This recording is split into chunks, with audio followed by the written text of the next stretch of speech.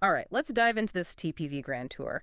It's a virtual cycling competition, and it seems like it's getting a lot of attention in the cycling world It lately. really is, yeah. Lots of buzz. So get ready to ride, I mean virtually, of course, alongside a global peloton from March 24th to the 30th, 2025. That's right. All from the comfort of home, which is nice. Absolutely. But first, we got to make sure everyone listening is up to speed. We've got the official road book here. Yeah. Uh, Oh, it's jam-packed with information. yeah, it's dense. It is indeed. And we're looking at a week-long event hosted on Training Peaks Virtual, or as most people call it, TKV. Right, TPV. Got it. Yeah.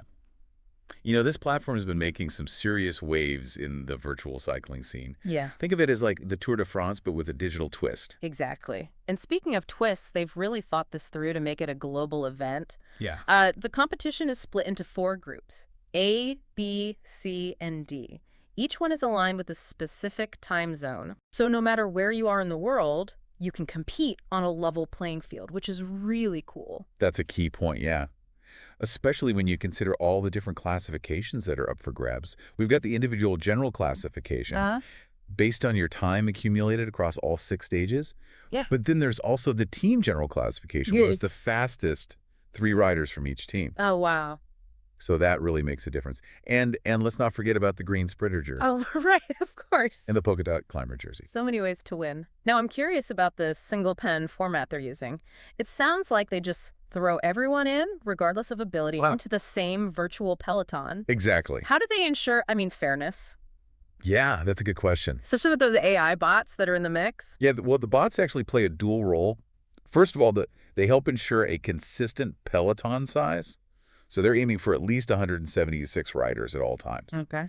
But they also add this, like, intriguing layer of competition. No, really? Yeah, because these bots, they aren't just passive participants. No. They compete for sprint and climb points. Hmm. So it actually pushes the human riders to work harder. Huh.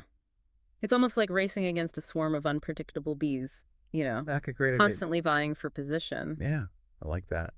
And to go back to your point about the fairness, TPV is implementing some strict performance verification, Tier 1 standards. Okay. So every rider needs a calibrated smart trainer and a heart rate monitor. Mm-hmm. And the system is constantly monitoring all that data in real time. Okay. And if anything seems off, it's like having this virtual referee that immediately flags any discrepancies. That makes sense. And I guess for the top contenders, they can even request additional verification? Exactly. Okay, that's reassuring to hear. Yeah. So let's shift gears a little bit here and talk about those 6 stages. We've got everything from like flat courses to rolling hills and even a time trial where drafting is like strictly prohibited. Yeah. Sounds intense. Yeah, the route design is really fascinating. I think stage 3, with its hilly terrain, could be a real game changer, especially for the climbers. Historically, we've seen riders like, mention a strong climber from previous TPV events, really excel on courses similar to this. Right. And let's not forget about the time trial on stage 5. That's where I think the real powerhouses, like mentioned a strong time trialist, could really make their mark. Wow. It sounds like we're in for an exciting week of virtual racing. Yeah, for sure. And on top of those 4 official general classification titles, there's also these unofficial rankings, Oh, yeah. which is kind of cool. Adds another layer to everything. It does, exactly, yeah. It gives us, a broader perspective because it encompasses riders from all of the groups. And we'll see who emerges as the overall champion, but also, who dominates in the different categories, like women, riders over 60, and those under 23. And remember, it's all based on your cumulative scratch time, your best time for each stage, with, of course, bots excluded Right, of course. from the calculation. Okay, so scratch time is essentially your fastest clean time for a stage. Exactly. Now, I'm also interested in how the team general classification works in this virtual world. How's that going to work? Well, teams play a really crucial role in the TPV Grand Tour. To be part of a team, you need to be added by the team manager Uh-huh. and activate the team in your profile. Right. Then, for each stage, the team score is based on the best 3 scratch times from their riders. Got it. But there's a catch. If a team has less than 3 riders who complete the stage, they face a 2-hour penalty Oh, for wow. each missing rider. Ouch. Yeah, So teamwork is pretty essential here. You're not just racing for yourself. You're also carrying the weight of your team on your, your virtual handlebars. precisely. Right. It's not an either situation. You can contribute to your team's success while still going for your own goals, Yeah. whether it's a top spot in the general classification or a coveted jersey. Right, right. It's fascinating how individual effort and team dynamics are all kind of intertwined in this virtual world. Definitely. Okay, so let's dig a little deeper into these sprint and climber jersey rankings. Okay, yeah. It sounds like there are points being awarded at these specific arches throughout each stage. Yeah, the battle for the jerseys definitely adds another layer of like strategy and excitement Uh-huh. to the TPV Grand Tour.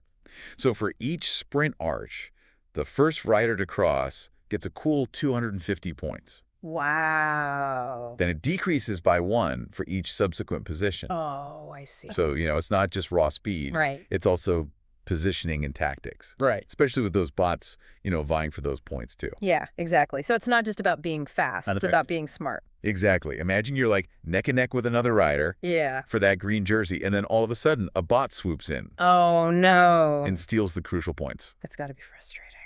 Yeah, riders have got to be savvy.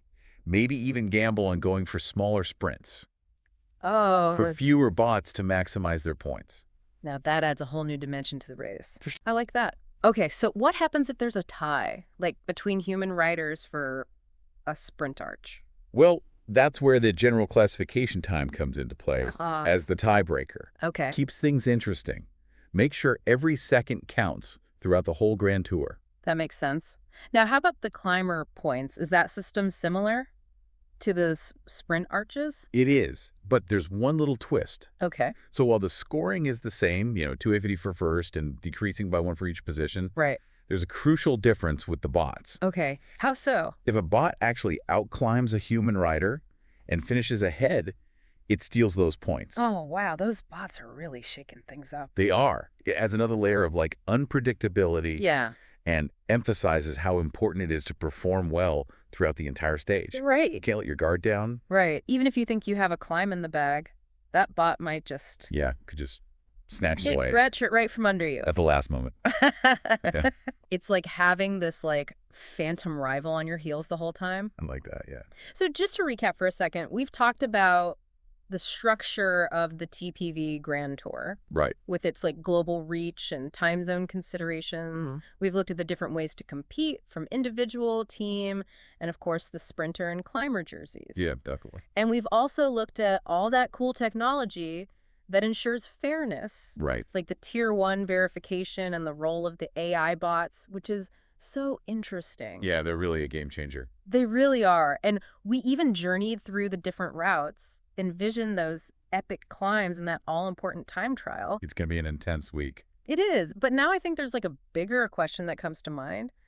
Will this virtual Grand Tour, with its unique format and global appeal, will it actually rival the prestige of real-world cycling events? That's a fascinating question. Like the Tour de France or Giro d'Italia. Yeah, it's something that's being debated like throughout the cycling world. Yeah. Virtual cycling is gaining so much momentum, It is. attracting seasoned pros and, enthusiastic amateurs alike. It's true. Events like this TVV Grand Tour, I think they're pushing the boundaries of what's possible Yeah. in virtual sports. Yeah, I mean, it levels the playing field, allows anyone with a smart trainer and internet access to compete against others all over the globe. No travel expenses. Yeah, just pure cycling passion. Exactly. And as technology keeps getting better, we can only expect like more immersive Right. and realistic virtual cycling experiences. It's exciting. Yeah, the lines between the virtual and real are definitely blurring.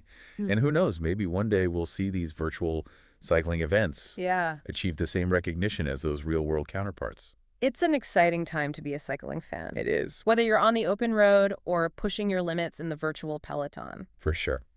Now, before we wrap up our deep dive here into this TPV Grand Tour, we need to talk about how to actually sign up. Right, the roadbook actually has all the links you need to register for each stage Okay. and choose your time slot.